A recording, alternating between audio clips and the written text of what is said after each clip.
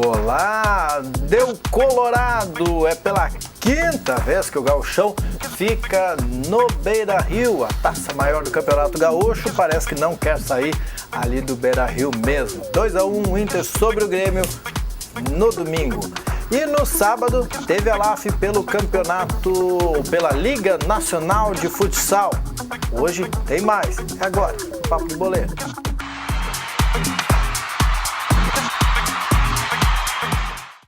O fim de semana foi de decisão do Grenal e deu Colorado.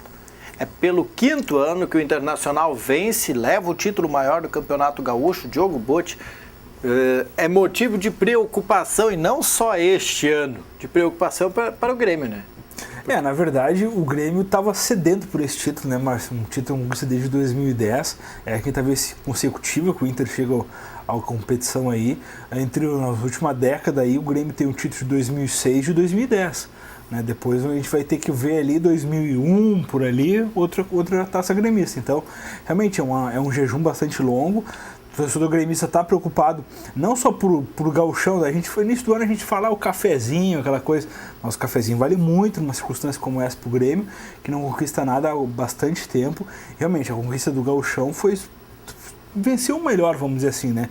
Venceu o clube que teve a melhor campanha, que jogou melhor os dois grenais, e acabou, vamos dizer assim, dos 4 tempos dos grenais, o Inter foi melhor em 3, né? E acabou segurando essa taça aí a quinta vez consecutiva, chegando a um número expressivo de conquistas, 44 contra 36, agora na história do Gauchão.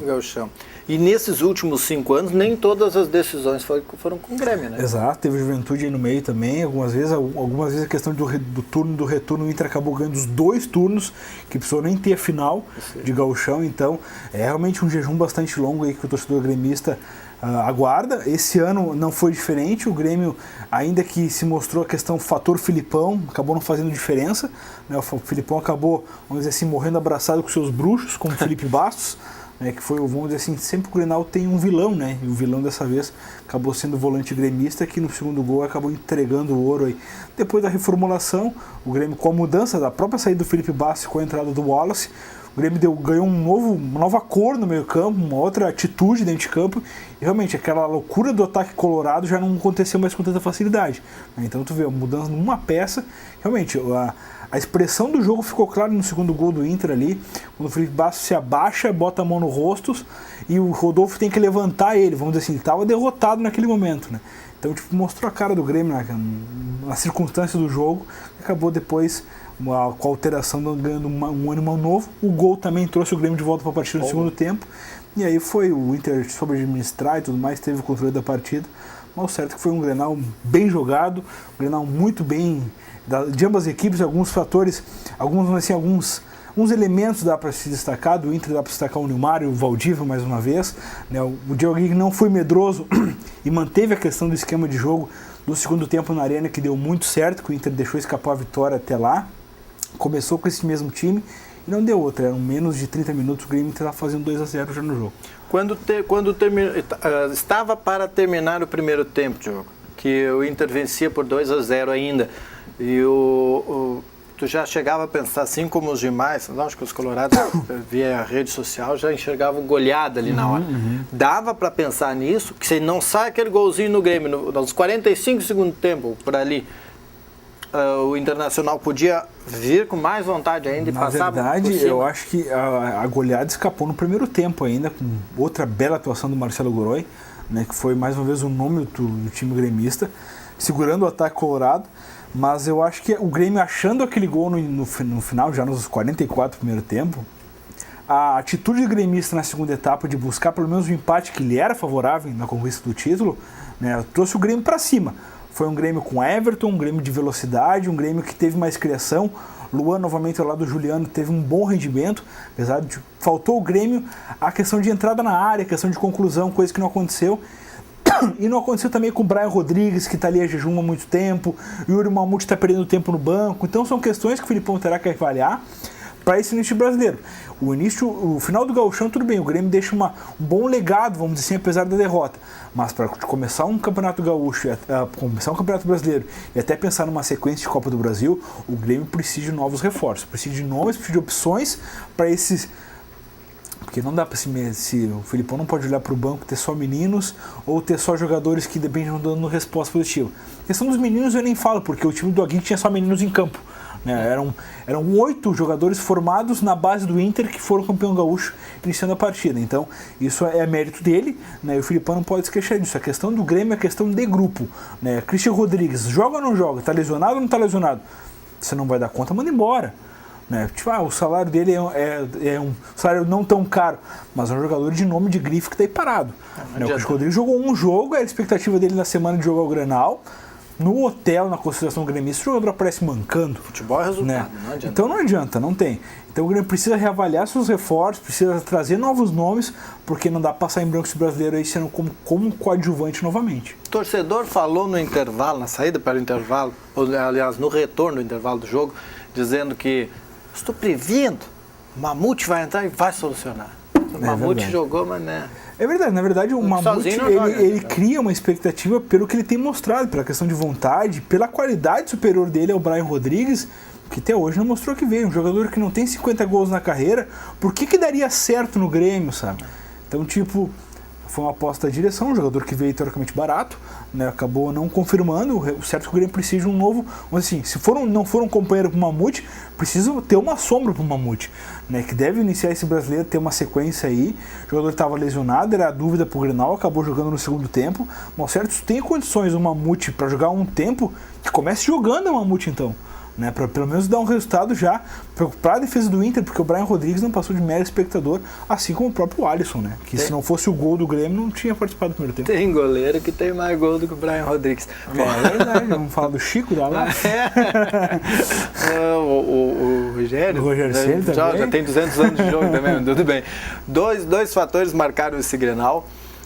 Essa decisão do Gauchão, na verdade, desde 1950 que um técnico estrangeiro não levava. Exatamente.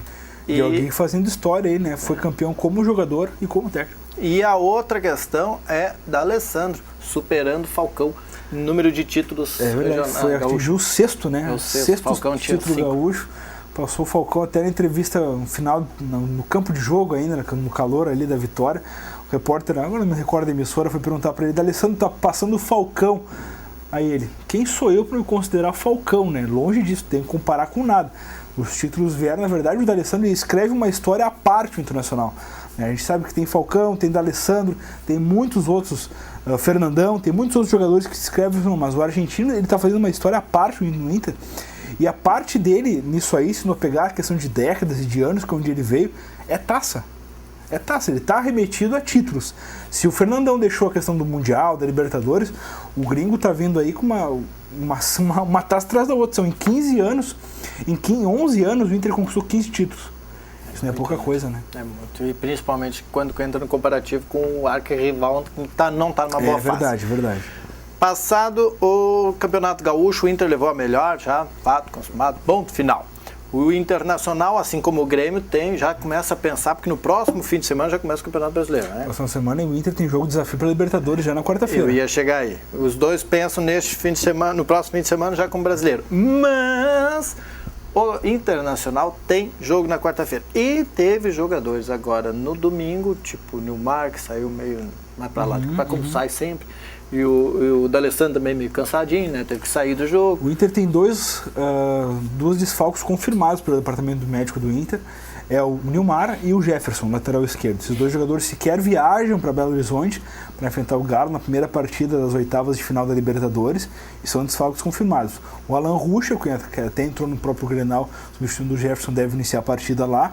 E no ataque deve ser escolhido o Lisandro Lopes, que foi inscrito nessa fase de oitavas agora para participar. Teve contrato renovado por mais 2 anos e vai estar à disposição do Diego Aguirre. Nesta quarta, jogo lá em Minas Gerais, 22 lá horas. Em Atlético. Isso, lá em Atlético, estádio de Independência, 22 horas. E na outra quarta, dia 13, o jogo é aqui no Beira-Rio, aí se o Inter segue o caminho pela Libertadores. É isso aí, jogo bastante complicado, com esses desfalques fica mais um pouquinho, um ingrediente a mais, né? E os horários, jogo do Brasileirão, já que nós falando de... 11 horas da manhã, o Grêmio estreia às 11 horas da manhã. Que maravilha. Na Arena, em Porto Alegre. Esse é o que ficar perturbando domingo de manhã, como diz a música. Pois é, isso foi testado, esses horários atípicos assim foram testados, começaram no Campeonato Paulista, né? E teve uma grande adesão, teve um jogo do Palmeiras, Palmeiras botou quase 40 mil pessoas no estádio, às 11 da manhã, então. É que os povos não faz churrasco, gente.